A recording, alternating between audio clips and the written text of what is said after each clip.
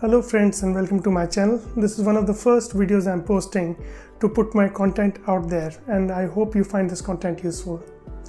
Today I want to discuss a very important topic that we all know about. We all know that our music teachers have forever been telling us to practice slow, but we don't really do that because we don't really know why we should be practicing slow.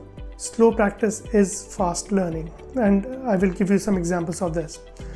To understand why the slow practice is so important, we need to understand how our brain learns.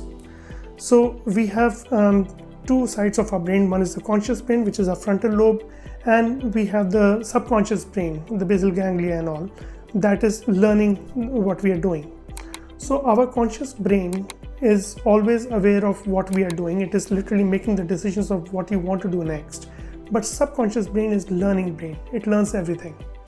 So for example, let's take a passage that you're trying to learn, and suppose you take the bad approach for it, which is going for it, and you're trying to play it as fast as you possibly can, try to get it right, and suppose you have had 50 attempts at it. Out of those 50 attempts, maybe 40 you were making mistakes and 10 you got it right. Now what happens is that your subconscious brain is learning everything you did. So your subconscious brain has enough practice of playing it wrong and less practice of playing it right. Even if you get it to a point where you have played it with mistakes 40 times and you got it right 40 times, when you are performing in front of people, your subconscious brain is playing this tug of war, trying to understand, should I play the version with the errors or should I play the correct version? And there literally you're dependent on your autopilot and you're literally throwing it away to luck. So if you really want to learn with security, where you are in control of what you're doing and you really want to play it right, you have to play it and practice it really slow with an intent to not feeding your brain any wrong practice. I can't say this enough. So you need to find a speed at which you can accurately play everything correctly in that passage that you're trying to learn. For example, it is not just about the notes. It's not just about getting the correct notes and the correct rhythm. It is also the correct dynamics, correct articulation, right? Correct rubatos and other forms of expression and performance directions. You need to get all of these right. For that, you need to give yourself time to absorb all of that information.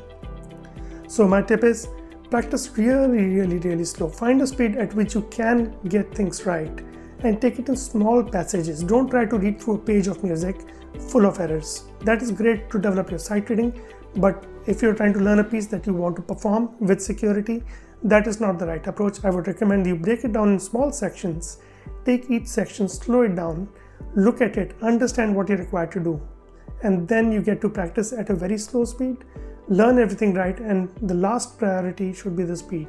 Once you get it right, your speed will get you there. One of my students was learning with one of the teachers that I had a good fortune to learn with, and he was playing Chopin Ballade. He was supposed to record it for his admissions, and he was kind of running against the deadline. And my teacher told him, play it slow, only half the speed required. Till 2 days before he was to record that, he was playing it half the speed. To his surprise, within 2 days, he was able to play it at speed. And the reason he was able to do that is because his technique was already polished to that level where speed was not a problem. His fingers knew how to move fast. They just need to know how to move and how exactly what to play and when to play and all of those things.